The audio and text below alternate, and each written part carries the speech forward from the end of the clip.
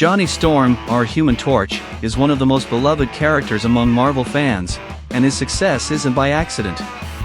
Aside from his powers, he's had some pretty cool moments interacting with other heroes in the comics. He's buddies with Spider-Man and has shown up in various adaptations, like movies and even games. Today's the day for you to dive into the whole story of Johnny Storm, from his origins in the comics to the most impactful moments in his life, and get the scoop on all the other adaptations he's popped up in. Think you know it all? Jonathan Lowell Spencer Storm, aka Johnny or Human Torch, was created by Stan Lee and Jack Kirby, making his first appearance in Fantastic Four #1 back in August 1961. Origin and powers. Human Torch has powers like pyrokinesis, plasma form, flight, cold resistance, nova flame, thermokinesis, immunity to fire and heat, and superhuman durability. In his origin story, Johnny met his sister Sue's boyfriend, the scientist Reed Richards, who was planning to embark on a mission in the first faster-than-light rocket to reach a planet similar to Earth called Spire, located 44 light-years away. After peeping through the advanced scanner Reed used to find this planet, Johnny got this crazy urge to join the mission and train hard until he became NASA's youngest pilot. Originally signed on as a reserve pilot, Johnny joined Reed, Sue, and fellow pilot Ben Grimm on an unauthorized space flight aboard Marvel 1. After takeoff, the ship hit a storm of cosmic rays that crashed it back to Earth. All 4 passengers were transformed by the radiation, with Johnny gaining the ability to engulf his body in flames, turning into the Human Torch we know, and becoming part of the newly formed Fantastic Four. Suit. The Human Torch's suit, along with the rest of his wardrobe, is made of unstable molecules that are tuned to his powers, letting him ignite whenever he wants. The Human Torch's suit has a complete data processing and telemetry system woven into its fabric on a molecular level. Plus, the suit syncs up with the rest of the Fantastic Four, providing a constant real-time uplink of everyone's physical condition, as well as their location and current situation. Relationship with the Fantastic Four. Johnny had a falling out with the team and actually left the group after a battle with Miracle Man, but he came back to fight Namor, who declared war on humanity. Despite being a member of the world-renowned Fantastic Four, Johnny was still a teenage student at Glenville High, regularly facing off against superpowered threats. He even tried to keep his dual identity hidden from most of the locals at first, but that backfired since all 4 founders' true identities were pretty well known almost from the start. After graduating high school, Johnny enrolled at Metro College, where he became friends with his roommate, Wyatt Wingfoot, who joined Johnny and the Fantastic Four on a trip to Wakanda, where they first met the Black Panther and helped him take down Claw. At that time, Johnny met the young Inhuman Crystal, and along with the rest of the Fantastic Four, helped her take down the mad Inhuman Prince Maximus. Their relationship didn't last long, though, as Crystal returned to Adeline and married Quicksilver, Magneto's son, eventually having a kid together. Johnny dropped out of college but stayed friends with Wyatt, who often joined in the Fantastic Four's adventures. When Johnny's sister, Sue, and her husband, Reed, were separated, Johnny teamed up with Thing, Medusa, and Thundra in a staged battle against the reformed Namor, trying to get the couple back together. Their plan worked, and Sue and Reed patched things up for good.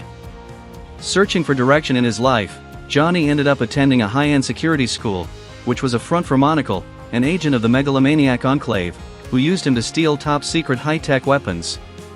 But Spider-Man broke Monocle's control over Johnny. Johnny then teamed up with the rest of the Fantastic Four in space, where they helped the Xandarians against Skrull invaders. When Johnny's teammates were aging due to a Skrull's aging ray, Johnny took out the Skrull's robotic assassin, allowing Reed to use his weapon to reverse the aging. Johnny returned to Earth, where he found himself drawn to Alicia Masters, the longtime girlfriend of the then-absent member of the Fantastic Four, Thing. Johnny's romance with Alicia kept Thing away from the Fantastic Four for a long time. Johnny hit rock bottom when Tommy Hansen, a young fan of his, set himself on fire trying to be more like his hero. After discovering the kid's death, Johnny considered retiring as the Human Torch, but the Beyonder managed to convince him otherwise. Eventually, Johnny married Alicia, but Thing, feeling jealous, offered a slot in the Fantastic Four to Crystal, who was separated from Quicksilver at the time. Johnny's old feelings for Crystal gradually resurfaced, but his love for Alicia kept him from acting on them, and Crystal ultimately left the team. The kicker in all of this was when Johnny was horrified to learn that the Alicia he loved and married wasn't the real Alicia Masters, but a Skrull imposter named Lyja. Originally sent to infiltrate and destroy the Fantastic Four, Lyja actually fell for Johnny and joined the team to take on Pybok, the Skrull who had kidnapped the real Alicia. Lyja seemingly sacrificed her life to protect Johnny, but her ex-lover Pybok took care of her health. Trying to move on after yet another failed relationship, Johnny enrolled at Empire State University, but Devos, Pybok, and even Lyja attacked Johnny at UES, pushing his powers to the limit, burning down a huge chunk of the campus. Johnny briefly became a fugitive until Reed agreed to sell some of his patents to cover the damages. Even though the relationship didn't work out, Johnny and Lyja would eventually cross paths again, as Lyja returned to Johnny's life, tricking him into believing she was pregnant with his baby. When it also proved to be a lie, Johnny left her again. Death and return. While Reed and Sue were out of the Baxter building on their own important missions, a group known as the Negative Zone cult managed to break into the building and access the portal to the Negative Zone. Once inside, the cult unleashed what seemed to be an endless army of Annihilator's insectoid soldiers onto Johnny, the currently powerless Ben, and the future Foundation kids. Franklin revealed he had his powers back by destroying the army, pushing the group back into the Negative Zone, where the only way to stop the army from coming through the door was to lock it on their side and randomize the codes so no one could get in or out. Ben was ready to make the sacrifice, but Johnny threw him through the portal while he recovered his powers. Johnny used his Nova Flame, but still couldn't burn through the entire army and got captured. The Annihilator demanded Johnny open the portal to Earth, but he refused and was killed. Johnny was resurrected 3 times by worm curators, but each time he burned them before they could recover his body, dying again and again.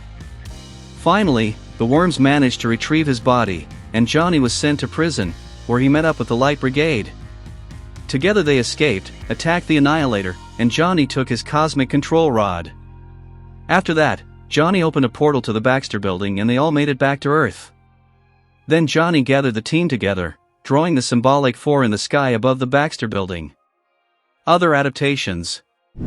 The character's presence is significant not only in the comics but also in animated series and on screen.